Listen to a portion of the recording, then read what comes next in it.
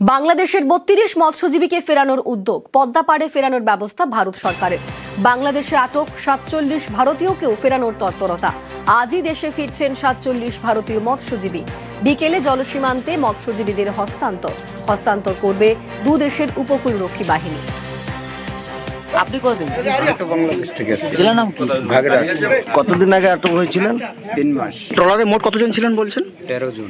3 জন হয়েছে পিরোজপুর জেলার আর সবই ভাগেরহাট জেলা। এখানে আমরা ভালোই ছিলাম, কোনো সমস্যা হয় না আমাদের। খাওয়া দাওয়া থাকা কোনো কিছু সমস্যা নেই? না, কোনো সমস্যা হয় না। কতদিন বন্দি ছিলেন? 3 মাস। 3 মাস পর বাড়ি ফিরছেন, কেমন লাগছে বলুন? ভালোই লাগছে। পিংলায় যাত্রী প্রতীক্ষালয়, ভেতরে রমরমিয়ে চলছে জুতোর দোকান। সরকারি যাত্রী প্রতীক্ষালয় ভাড়া দিয়ে দিয়েছে স্থানীয় পঞ্চায়েত সমিতি।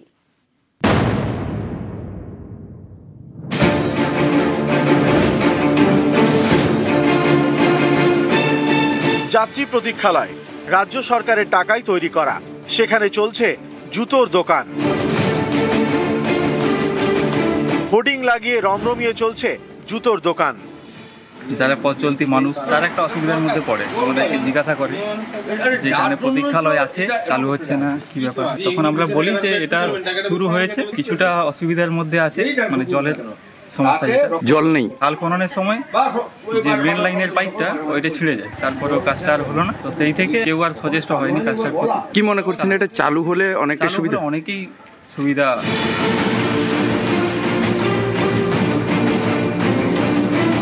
পশ্চিম মেদিনীপুরের পিংলা, এখানকার বারগোকুলপুর বাজার এলাকায় এই যাত্রী প্রতীক্ষালয়। বছর 10 আগে এটি তৈরি করে খড়গপুর 2 পঞ্চায়েত সমিতি। এই যাত্রী প্রতীক্ষালয়ের ভিতরে এখন জুতোর দোকান।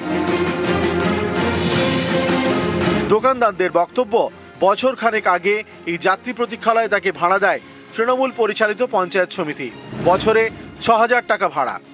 এই রুমটা যেটা আছে এটা কিন্তু একটা ব্যবসার ক্ষেত্রে দেওয়া আছে, সম্পূর্ণ সরকারি জায়গা আমিও মানছি, কিন্তু এটা আছে যেহেতু ব্যবসা করার জন্য এবার টেন্ডার মাফিকে কিন্তু এই জায়গাটা পেয়েছি। আমি যতদিন আমি ভাড়া বাবদ দিয়ে যাব ততদিন আমার টেন্ডার থাকবে। এটা বছরে ৬,০০০ টাকা, মাসিক ৫০০। পঞ্চায়েত সমিতির রিসিভ কপিও আছে।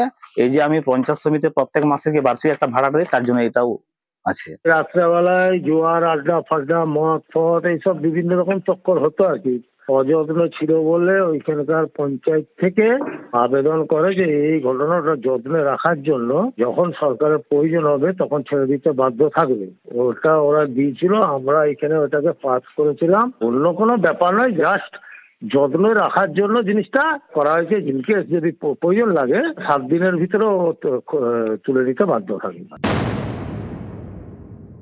পুলিশকে দিয়ে উঠিয়ে দেবো, ওটা একদম নিশ্চিত। না, কোনো কাগজ নগরী মিত্র পঞ্চায়েত সমিতি কোনো সরকারি প্রতীক্ষালয়ে কাগজ দিতে পারে না। যদি কেউ এরকম জোর করে থাকে আমরা সেটা উঠিয়ে দেবো। আমার কানে এলে আমি উঠিয়ে দেবো। পশ্চিম মেদিনীপুরের পিংলা থেকে দিগ্বিজয় মাহালি, নিউজ 18 বাংলা।